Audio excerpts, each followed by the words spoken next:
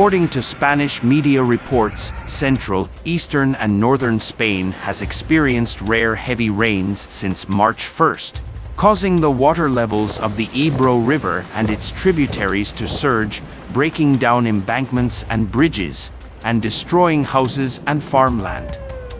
Among them, the city of Zaragoza was one of the hardest hit areas.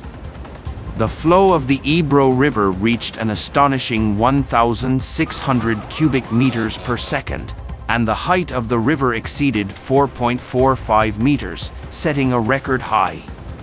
The river flooded areas such as the Helios Sports Center and the Aura restaurant on the Ebro River, causing huge economic losses. Residents of the city of Zaragoza witnessed horrific scenes of flooding, with some trapped in their homes, others forced to evacuate, and others trying to salvage their property. The river was like a wall, and it suddenly came over us. We had no time to escape. I saw my car being washed away by the water, my house being flooded, and I couldn't take anything with me. Some witnesses, the reporter described the flood scene in horrifying words: "I can only hold my child, climb to the roof, and wait for rescue. This is the most terrifying thing I have ever seen. I don't know if our lives can still be maintained back to normal." The city government of Zaragoza has activated a state of emergency to deal with the flooding crisis. Municipal services are working hard to reduce potential problems caused by flooding, such as drainage, cleanup, disinfection, restoration, and more. The authorities also provided emergency relief and resettlement to affected residents to prevent personal injuries. Zaragoza Mayor José Antonio Sada said it was a very serious disaster and thanked all the people and agencies involved in the rescue. After passing Zaragoza, the floodwaters are expected to move downstream towards the city, eventually reaching the Mequinenza Reservoir. A new frontal system is expected to arrive on Saturday, bringing weak to moderate rainfall to mountainous areas, including the Iberian system. Although flows in the left bank tributaries of the river Ebro are likely to increase due to expected rainfall, they are expected to be below current flood levels. Authorities are closely monitoring developments to ensure the safety of residents in affected areas. Thank you for liking, leaving comments, subscribing and turning on the little bell. We will update every day. According to the Spanish Ministry of Ecological Transition, floods are the second most deadly natural phenomenon in Spain after heat waves, with about 300 people dying in the past 30 years. And it is one of the natural risks that causes the greatest economic losses. For example, the Insurance Compensation Alliance estimates that flooding across large areas of the peninsula following intense and persistent rainfall associated with high isolated depressions resulted in compensation costs of between €100 and €115 million. In contrast, the Ebro region is facing problems with excessive rainfall, leading to strategic releases and stratification of various reservoirs, such as Ullibari and Iunaga in the Basque Country, Yugi, Alas, Itoiz and Yesa in Navarre, Mansil and Mequinenza, Riberojaflix systems in La Rioja. These actions are intended to reduce maximum flows downstream and mitigate flood risks in adjacent areas. Despite these efforts, the peak of the Ebro floods has led to the inundation of farmland and the closure of 2 roads in Aragonese territory. However, flooding remains normal due to the efforts of reservoir cascading, allowing containment particles to withstand the pressure and prevent flooding in urban areas. The stark contrast between drought in Catalonia and flooding along the Ebro River highlights the wider issue of climate change and its unpredictable effects. While some areas strive to conserve every drop of water, others take steps to manage excess rainfall. This situation requires unified water management and climate adaptation strategies to ensure preparedness for both weather extremes. As the peninsula moves through these challenging times, the importance of sustainable water use and climate resilience is becoming increasingly clear. Faced with these distinct weather phenomena, regions must learn from each other and adopt best practices in water management and flood prevention. The current situation is a reminder of the unpredictability of climate change and the need for adaptation strategies to adapt to the different climatic conditions experienced across the peninsula. Before a flood occurs, there are usually some warning signs in nature and the social environment. First of all, in nature, an obvious increase in rainfall is an important precursor. Continuous rainfall will cause river and lake levels to rise rapidly. Especially during the flood season, heavy rains can easily cause flood peaks. In addition, flash floods also herald the coming of floods. Secondly, in the social environment, the meteorological department will issue a red rainstorm warning based on the weather forecast, which is a key precursor. Red warning is the highest level warning, indicating that extreme heavy rains and floods are about to occur. When the Water Conservancy Department monitored the water situation, it was found that the water level was rising rapidly, which also indicates that the peak of the flood may come. At the same time, there will also be some precursor signs in areas where floods may occur. Cracks and seepage will appear in rivers and dams, bridges will vibrate and shake. There will be signs of water gushing in basements and subways. Water will begin to accumulate on the city's underlying streets. Earthworms and other small animals will crawl onto the ground to escape, all of which indicate that floods are coming. In addition, if there is obvious rising water in or around the home, the foundation is sinking, the walls are cracked and water is leaking, and large trees are knocked down nearby, etc. It also indicates that the precursors of floods have appeared. In fact, some areas are most at risk when flooding occurs. The first is the river channel and low-lying areas along the river. During floods, river levels rise particularly rapidly, and low-lying areas along the coast are easily inundated. Especially villages and towns near rivers are extremely likely to be flooded. Next is the underground space, such as basements, subway tunnels, underground shopping malls, and other enclosed spaces below the ground. Once flooding or flooding occurs in these places, life safety will be seriously threatened. What cannot be ignored are areas prone to flash floods. Areas with complex geological conditions such as steep hillside areas and Piedmont alluvial fans. Heavy rains can easily cause geological disasters such as mudslides and landslides.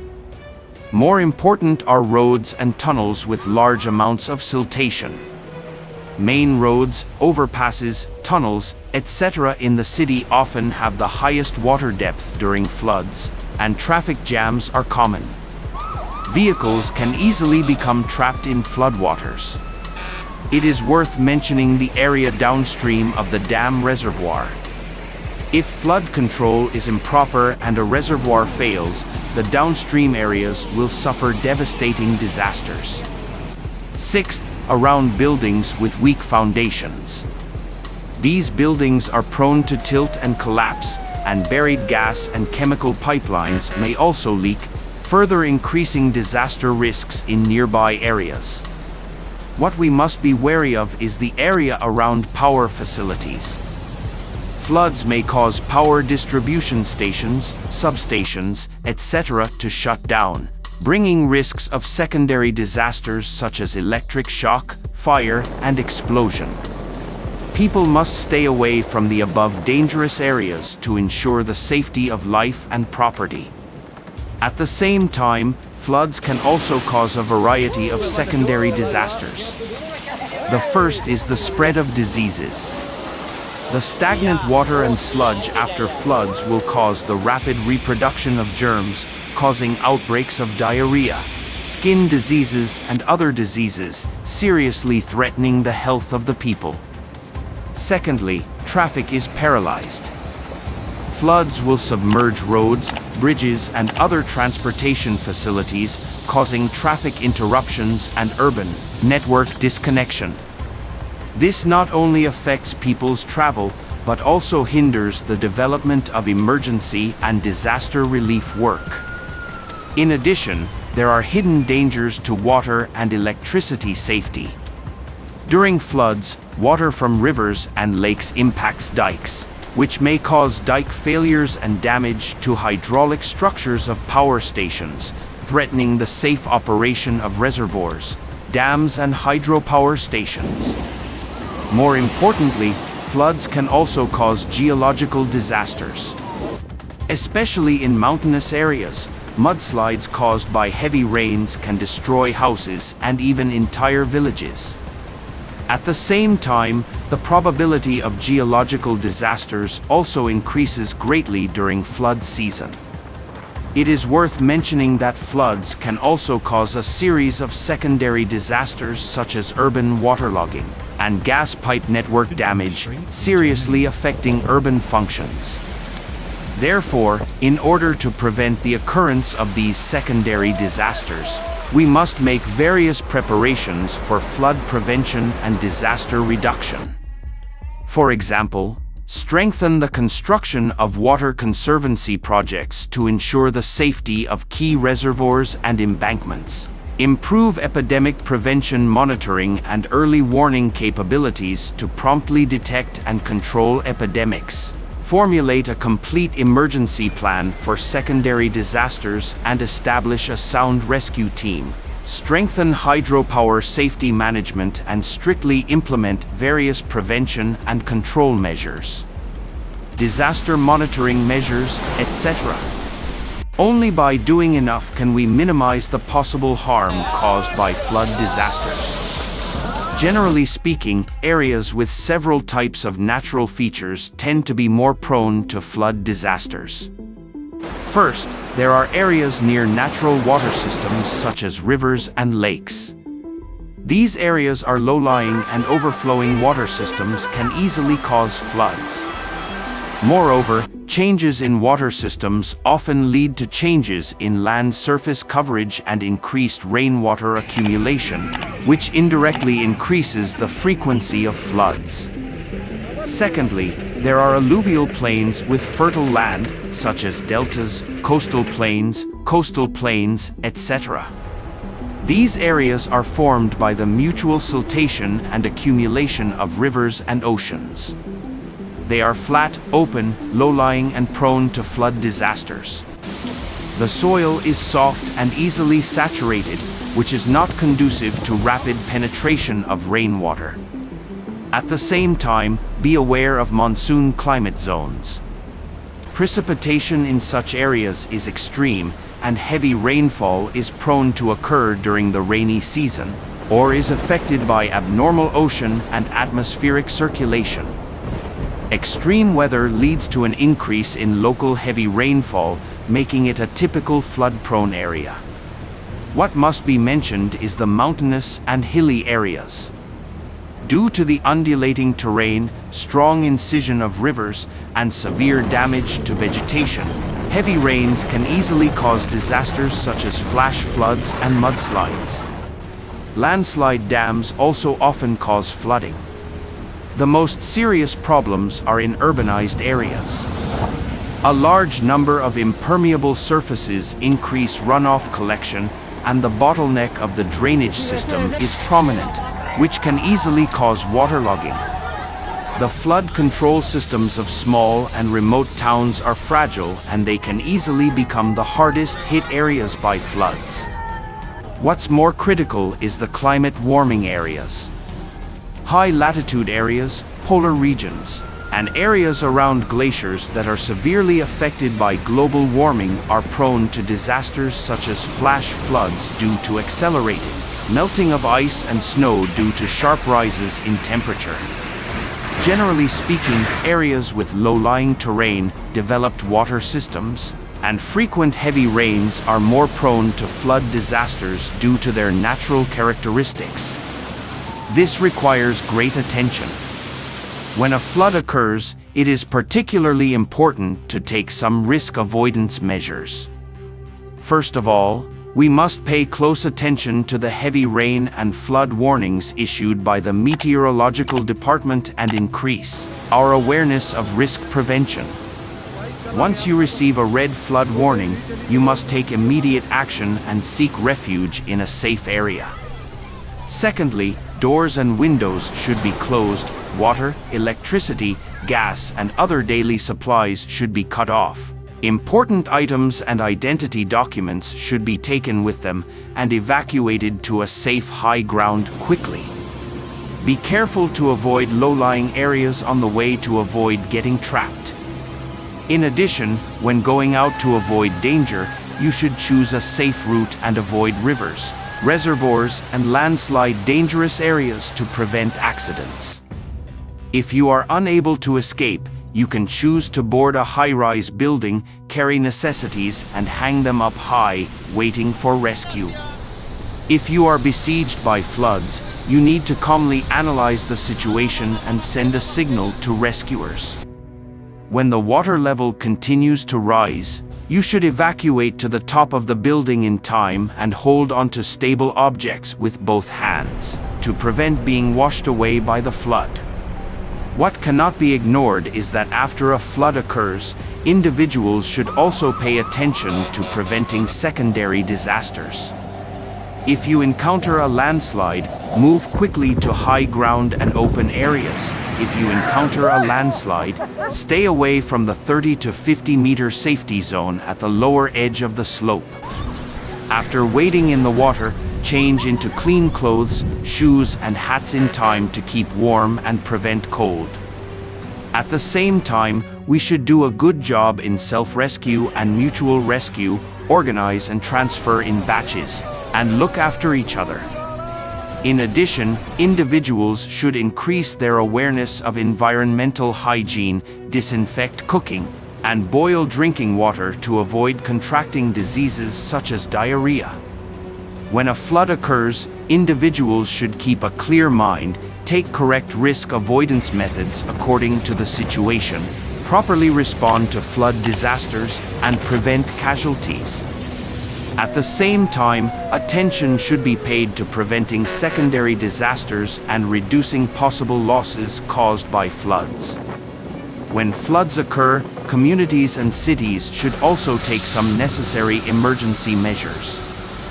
First of all, it is necessary to activate the flood control emergency plan and establish a headquarters to coordinate and direct the rescue work.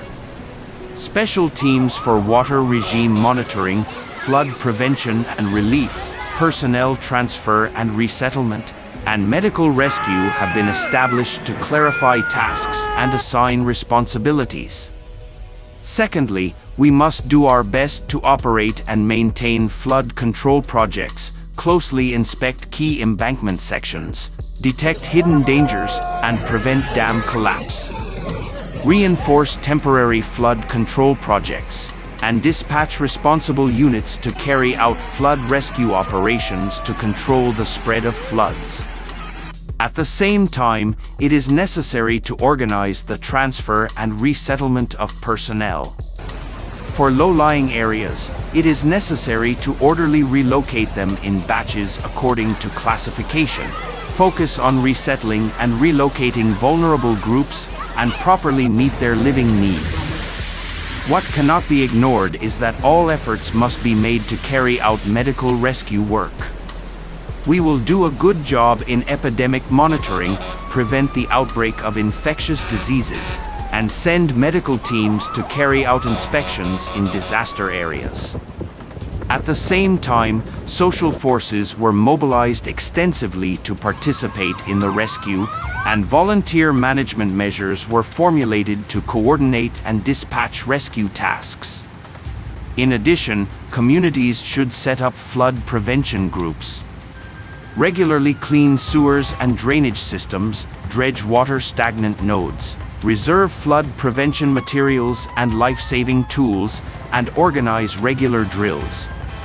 When floods strike, the team is responsible for assisting in the transfer of people with limited mobility and directing residents to evacuate quickly.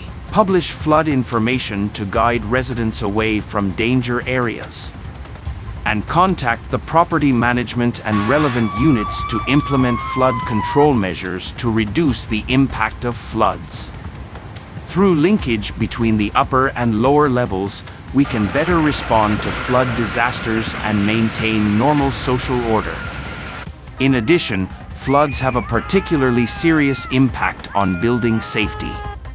First of all, floods will cause weathering and erosion of the foundation soil and an increase in the groundwater level, causing disturbance of the foundation soil, reducing its bearing capacity, and causing uneven settlement of the building foundation. In severe cases, the entire building may tilt, crack, or even collapse. Secondly, long-term immersion of concrete and masonry walls in water will lead to a decrease in mechanical properties, and steel will also weaken its load-bearing capacity due to corrosion.